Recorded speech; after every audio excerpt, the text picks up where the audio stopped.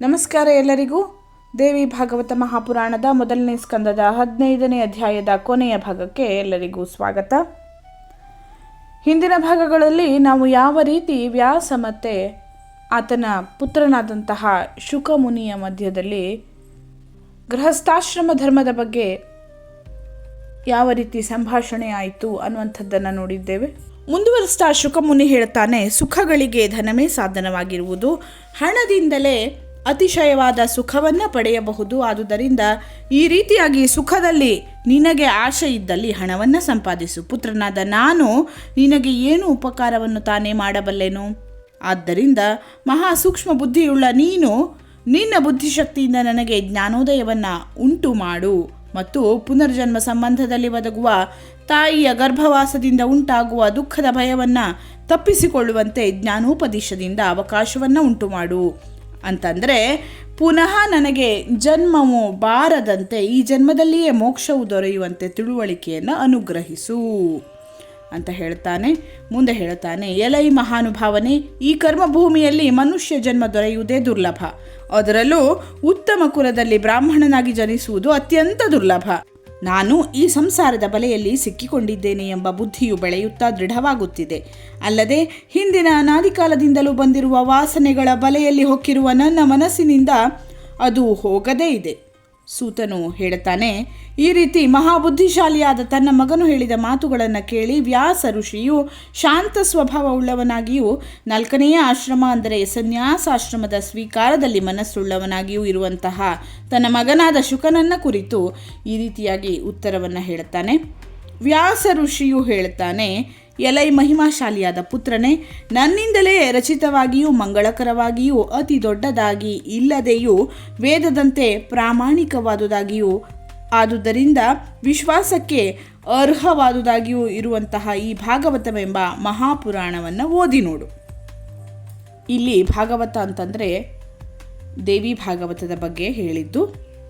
ಅದರಲ್ಲಿ 12 ಸ್ಕಂಧಗಳೆಂಬ ವಿಭಾಗಗಳಿವೆ ಮತ್ತು ಇದು ಪುರಾಣಗಳಿಗೆ ಬೇಕಾದ ಸರ್ಗ, ಪ್ರತಿಸರ್ಗ, ವಂಶ, ಮನ್ವಂತರ, ವಂಶಾನುಚರಿತಗಳೆಂಬ 5 ಲಕ್ಷಣಗಳಿಂದ ಕೂಡಿದೆ. ಇದರಲ್ಲಿರುವ ಗುಣಗಳಿಂದ ಇದು ಇತರ ಎಲ್ಲ ಪುರಾಣಗಳಿಗೂ ಭೂಷಣಪ್ರಾಯವಾಗಿದೆ ಮತ್ತು ನನಗೆ ಈ ಪುರಾಣವು ಅತ್ಯಂತ ಪ್ರಿಯವಾಗಿದೆ. ಈ ಭಾಗವತವನ್ನು ಶ್ರವಣ ಮಾಡುವುದರಿಂದಲೇ ಬ್ರಹ್ಮ, ಜಗತ್ತು ಇವುಗಳ ಜ್ಞಾನವು ಎಂದರೆ ಪರೋಕ್ಷವಾದ ಶಾಬ್ದ ಜ್ಞಾನವು, ಅಪರೋಕ್ಷವಾದ ಸಾಕ್ಷಾತ್ಕಾರದ ಅನುಭವ ಜ್ಞಾನವೂ ಉಂಟಾಗುತ್ತದೆ. ಆದುದರಿಂದ ಮಹಾಬುದ್ಧಿಶಾಲಿಯಾದ ನೀನು ಇದನ್ನು ಪಠಣ ಮಾಡು. ಈ ಬಾಲಭಾವವು ನನಗೆ ಯಾರಿಂದ ಉಂಟಾಯಿತು? ಯಾರು ನನ್ನನ್ನು ಸೃಷ್ಟಿಸಿದರು? ಏತಕ್ಕೋಸ್ಕರ ಯಾವ ದ್ರವ್ಯಗಳಿಂದ ನಾನು ನಿರ್ಮಿತನಾದೆ? ಈ ಎಲ್ಲವನ್ನು ನಾನು ತಿಳಿಯುವ ಬಗೆ ಹೇಗೆ ಎಂದು ಯೋಚಿಸುತ್ತಿರುವ ಸಣ್ಣ ಶಿಶುವಿನ ರೂಪದಲ್ಲಿ ಆಲದ ಎಲೆಯಲ್ಲಿ ಮಲಗಿರುವ ಮಹಾತ್ಮನಾದ ಜ್ಞಾನ ಚೈತನ್ಯ ರೂಪನಾದ ವಿಷ್ಣುವನ್ನ ಕುರಿತು, ಈ ಸಮಸ್ತ ವಿಶ್ವವು ನಾನೇ, ನನ್ನ ಹೊರತು ಸನಾತನವೂ ನಾಶರಹಿತವೂ ಆದ ಬೇರೊಂದು ವಸ್ತುವು ಯಾವುದೊಂದೂ ಇಲ್ಲವು ಎಂಬ ಸಮಸ್ತ ಅರ್ಥವನ್ನು ಒಳಗೊಂಡಿರುವ ಅರ್ಧ ಶ್ಲೋಕವು ವಿಷ್ಣುವಿನ ಸಂಶಯಗಳಿಗೆ ಪ್ರತ್ಯುತ್ತರವಾಗಿ ಭಗವತಿಯಾದ ಮಹಾದೇವಿಯಿಂದ ಹೇಳಲ್ಪಟ್ಟಿತು. ಪೂರ್ವದಲ್ಲಿ ವಿಷ್ಣುವು ಈ ವಾಕ್ಯವನ್ನು ಮನಸ್ಸಿನಲ್ಲಿ ಧಾರಣೆ ಮಾಡಿ ಅದರ ಅರ್ಥವನ್ನು ಚೆನ್ನಾಗಿ ತಿಳಿದು ಈ ಸತ್ಯವಾದ ವಾಕ್ಯವು ಯಾರು ಆಡಿದರೆಂದು ಮನಸ್ಸಿನಲ್ಲಿಯೇ ಆಲೋಚನೆ ಮಾಡಿದನು. ಈ ಸತ್ಯವಾಕ್ಯವನ್ನು ಹೇಳಿದವರು ಸ್ತ್ರೀಯೇ, ಪುರುಷನೇ ಅಥವಾ ನಪುಂಸಕನೇ ಎಂದು ತಿಳಿಯುವ ಬಗೆ ಹೇಗೆಂದು ಯೋಚಿಸುತ್ತಾ ಭಗವತಿ ವಾಕ್ಯವನ್ನು ತನ್ನ ಹೃದಯದಲ್ಲಿ ಸ್ಥಿರವಾಗಿ ನಿಲ್ಲಿಸಿದನು. ಎಂದರೆ ಅದನ್ನೇ ಯಾವಾಗಲೂ ಮನನ ಮಾಡುತ್ತಿದ್ದನು. ಆಲದ ಎಲೆಯಲ್ಲಿ ಮಲಗಿ ಹಿಂದೆ ಹೇಳಿದ ಭಗವತಿ ವಾಕ್ಯದ ಧ್ಯಾನದಲ್ಲಿಯೇ ನೆಲೆಸಿದ ಮನಸ್ಸುಳ್ಳವನಾಗಿ ಅದನ್ನೇ ಪುನಃ ಪುನಃ ಉಚ್ಚಾರಣೆ ಮಾಡುತ್ತಾ ಚಿಂತಾಪರವಶನಾಗಿದ್ದನು. ಆ ಕಾಲದಲ್ಲಿ ಸೌಮ್ಯ ಸ್ವಭಾವವುಳ್ಳವಳಾಗಿಯೂ 4 ಭುಜಗಳಿಂದ ಕೂಡಿದವಳಾಗಿಯೂ ಶಂಖ, ಚಕ್ರ, ಗದಾ, ಪದ್ಮ ಮುಂತಾದ ಉತ್ತಮವಾದ ಆಯುಧಗಳನ್ನು ಧರಿಸಿಕೊಂಡು ಮಂಗಳಕರವಾದ ರೂಪವುಳ್ಳವಳಾಗಿಯೂ ಮಹಾಮಹಿಮಶಾಲಿನಿಯಾದಂತಹ ದೇವಿಯು ವಿಷ್ಣುವಿನ ಮುಂದೆ ಕಾಣಿಸಿಕೊಂಡಳು. ಆ ದೇವಿಯು ಉತ್ತಮವಾದ ವಸ್ತ್ರಗಳನ್ನು ಧರಿಸಿ ಶ್ರೇಷ್ಠವಾದ ಒಡವೆಗಳಿಂದ ಅಲಂಕರಿಸಿಕೊಂಡಿರುವವಳಾಗಿ ತನ್ನಂತೆಯೇ ಇರುವಂತಹ ತನ್ನ ಮಹಿಮೆಯ ಅಂಶಗಳಾದ ಸಖೀ ಜನರಿಂದ ಕೂಡಿದವಳಾಗಿ ವಿಷ್ಣುವಿನ ಮುಂದೆ ಮೈದೋರಿದಳು.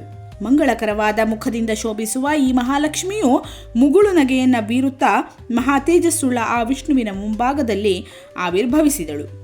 ಸೂತನು ಮುಂದುವರಿಸ್ತಾ ಹೇಳುತ್ತಾನೆ, ಆ ನೀರಿನಲ್ಲಿ ಯಾವ ಆಧಾರವೂ ಇಲ್ಲದೆ ನಿಂತು ಮನೋಹರವಾದ ರೂಪಿನಿಂದ ಒಪ್ಪುತ್ತಿರುವ ಆ ದೇವಿಯನ್ನು ಕಮಲದಂತಿರುವ ಕಣ್ಣುಳ್ಳ ವಿಷ್ಣುವು ನೋಡಿ ಮನಸ್ಸಿನಲ್ಲಿ ಅತ್ಯಂತ ಆಶ್ಚರ್ಯವನ್ನು ಹೊಂದಿದನು.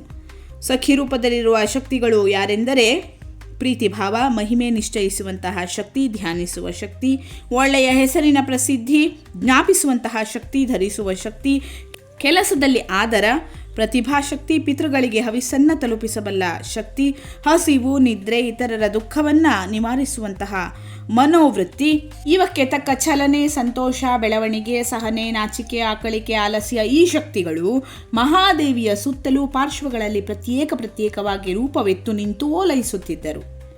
ಈ ದೇವಿಯ ಪರಿವಾರದವರೆಲ್ಲರೂ ತಮ್ಮ ಹಸ್ತಗಳಲ್ಲಿ ದಿವ್ಯಾಯುಧಗಳನ್ನು ಧರಿಸಿದವರಾಗಿ ಸರ್ವಾಲಂಕಾರ ಭೂಷಿತೆಯರಾಗಿ ಮಂದಾರ ಪುಷ್ಪಮಾಲೆಗಳಿಂದಲೂ ಮುತ್ತಿನ ಸರಗಳಿಂದಲೂ ಅಲಂಕೃತರಾಗಿ ವಿರಾಜಿಸುತ್ತಿದ್ದರು. ಆ ಒಂದೇ ಜಲಮಯವಾದ ಸಮುದ್ರ ಜಲದ ಮಧ್ಯದಲ್ಲಿ ಆ ಆದಿಲಕ್ಷ್ಮೀ ದೇವಿಯನ್ನು, ಆ ದೇವಿಯ ಪರಿವಾರ ದೇವತೆಗಳನ್ನು ನೋಡಿ ದುಷ್ಟರನ್ನು ನಿಗ್ರಹಿಸುವ ಆ ವಿಷ್ಣುವು ಮನಸ್ಸಿನಲ್ಲಿ ಬಹಳವಾಗಿ ಆಶ್ಚರ್ಯಪಟ್ಟನು.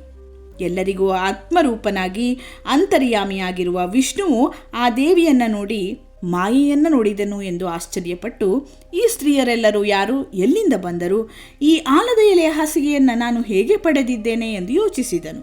ಈ ಮಹಾಭಯಂಕರವಾದ ಸಮುದ್ರದಲ್ಲಿ ಆಲದ ಮರವು ಹೇಗೆ ಹುಟ್ಟಿತು, ಈ ಮನೋಹರವಾದ ಶಿಶುವಿನ ಆಕೃತಿಯನ್ನು ಉಂಟು ಮಾಡಿ ಇಲ್ಲಿ ನನ್ನನ್ನು ಯಾರು ಇಟ್ಟರು, ಈ ದೇವಿಯೇ ನನಗೆ ತಾಯಿಯಾಗಿರಬಹುದೇ ಅಥವಾ ಯಾವುದಾದರೂ ಮಹಾಶಕ್ತಿಯುಳ್ಳ ಮಾಯೆಯೇ, ಈ ದೇವಿಯ ದರ್ಶನವನ್ನು ನನಗೆ ಯಾರು ಅನುಗ್ರಹಿಸಿದರು, ಅಥವಾ ಯಾವ ಕಾರಣಕ್ಕೋಸ್ಕರ ಇದು ಸಂಭವಿಸಿತು, ನಾನು ಈಗ ಏನನ್ನ ಹೇಳಬೇಕು, ಎಲ್ಲಿಗೆ ಹೋಗಬೇಕು ಅಥವಾ ಎಲ್ಲಿಗೂ ಹೋಗದೇ ಇರಬೇಕೆ ಎನ್ನುವುದು ನನಗೆ ತಿಳಿಯದೇ ಇರುವುದರಿಂದ ಶಿಶುವಿನಂತೆ ಏನೊಂದನ್ನೂ ಹೇಳದೆ ಮೌನವನ್ನೇ ಅವಲಂಬಿಸಿ ಇರುವೆನು ಅಂತ ಶಿಶು ರೂಪದಲ್ಲಿದ್ದಂತಹ ವಿಷ್ಣು ಚಿಂತನೆ ಮಾಡ್ತಾನೆ.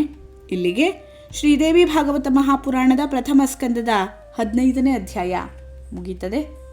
ಧನ್ಯವಾದಗಳು. ಲೋಕಾಃ ಸಮಸ್ತಾಃ ಸುಖಿನೋ ಭವಂತು.